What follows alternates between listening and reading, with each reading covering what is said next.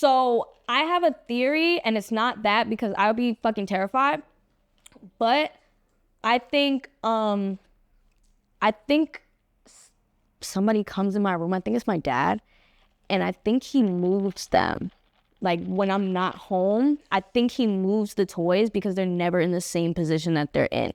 And like he says he doesn't do it, but I just don't believe him because I don't want to believe the other side of that. Because if he's not moving them, who the is moving them? Like,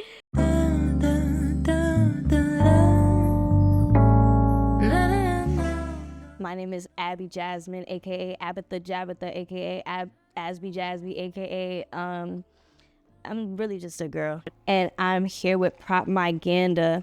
And this is not my first time or the second time. This is like my umpteenth time. And like I'm a series regular over here. Thank you.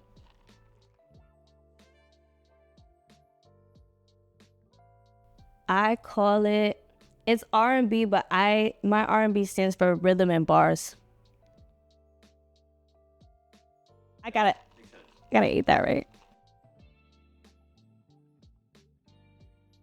So when I was doing Closure, I think the biggest thing for me was like I got out of a long-term relationship, and that was my it changed my entire approach to music because like I wasn't just making it to like satisfy an audience. It was like, okay, therapy is expensive, and at the time I had no insurance. So I'm like, I gotta get these emotions out. I don't want to journal. I might get a cramp. I might get carpal tunnel. Like I'm gonna just sing my songs. So like after I did that album, which like it aged well in like terms of the growth of my projects, but like subject matter wise, it hasn't aged like too well for me. And I realized I didn't want to feel the way that I felt making that project ever again. So it changed my approach again to music, where it's like, yo, like I want to hear my shit spun in the club. I want to hear my shit like when I go to a party, like I want to hear my stuff. I never get to hear my music. So like I was like, if I'm gonna get my heart broken, like I'm not gonna be on this fucking track crying about it all day. Like I'm gonna make it into something that like your friends are gonna play in the car and you're gonna know it's about you, and you just gotta eat that.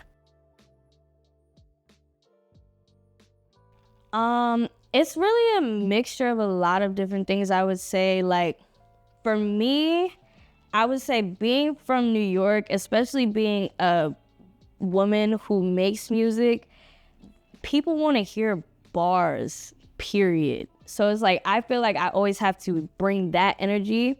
But for me, it was a lot of, when I was really trying to get more into songwriting, I listened to a lot of Future, and I studied the way he would take like one ad lib, repeat it throughout the song, and that's what makes like things catchy. I was trying to figure out what makes a song catchy. Like I'm so close to the cusp, but I have to like figure out like what that formula is. So for me, it was like a lot of Future, SZA. Like I love the way that she knows how to express herself, but like melodically, she's like kind of all over the place, you know? So like those two. And it's very two different sides of the spectrum, but I'm a Gemini, so, you know.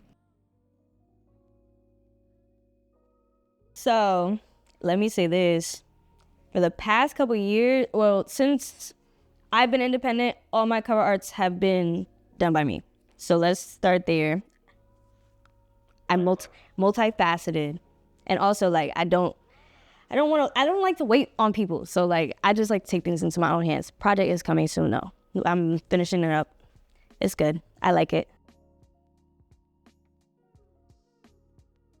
Like when we put out Trap Mom, a lot of that, I've done artist development in real time. Like everything people see is like me literally figuring it out one step at a time, from project to project to project to project, figuring out what works, what doesn't work. So like, I feel like that's what has kept me afloat, is that people have seen me go from like what I was doing before to like making videos online to like now, okay, she wants to make music. Okay, there's potential here. We'll stick around. And then now like I'm just so grounded in like just everything. Like I know who I am. Like I'm not like a kid trying to figure it out as much. I think every day I still try to figure it out a little bit. But like I think that's what kind of kept me afloat, is just like there's always growth and there's always room for growth. And I think that's also like for me where the versatility kind of comes in, like, and that's what also people like. It's like you don't know what you're gonna get when you put on a song. It's like you might get this, you might get this, you might get f***ing country. Who knows? I'm gonna go see Toy Story 5 next weekend. I have a collection of all the Toy Story toys, and they were fan gifted. Like a lot of fans have bought me a lot of the toys. My friends have bought me a lot of the toys. My mom gave me my very first one though. Like I had Woody and I had it for years. So I have a theory, and it's not that because I would be fucking terrified, but I think somebody comes in my room. I think it's my dad, and I think he moves them. Like when I'm not home, I think he moves the toys because they're never in the same position that they're in.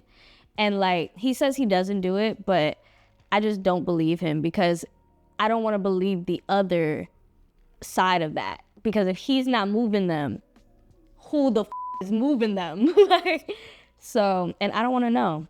But I have all the Toy Story toys. I need is it Zurg or Zorg? It's Zorg, right? I need Zorg, and I need all Sid's toys, the little creepy shits. They make them. I need to buy them. I would say the first thing, don't overthink it too much. And that could be kind of hypocritical coming from me because like I have a tendency to overthink a little bit.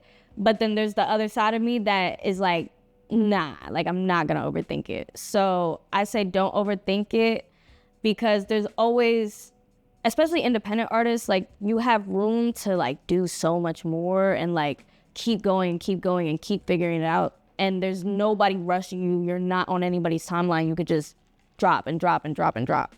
So like, I would say just your first project, don't overthink it because that's not even your final form. At least for me.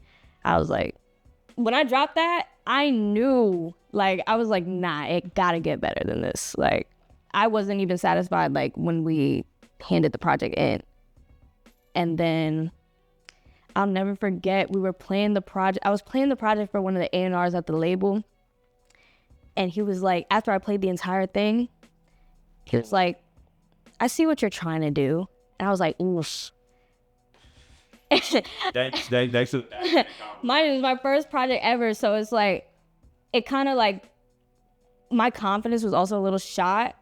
And like, also you got to put in the work too, right? Like 10,000 hours is not like something people just say. Like you have to literally put that work in. Like there would be times it would take me 3-4 days, 2-3 months to make one song. And like now, like I go in, it's like clockwork, like it's back to back to back to back. So I think repetition, experimenting, and just not overthinking.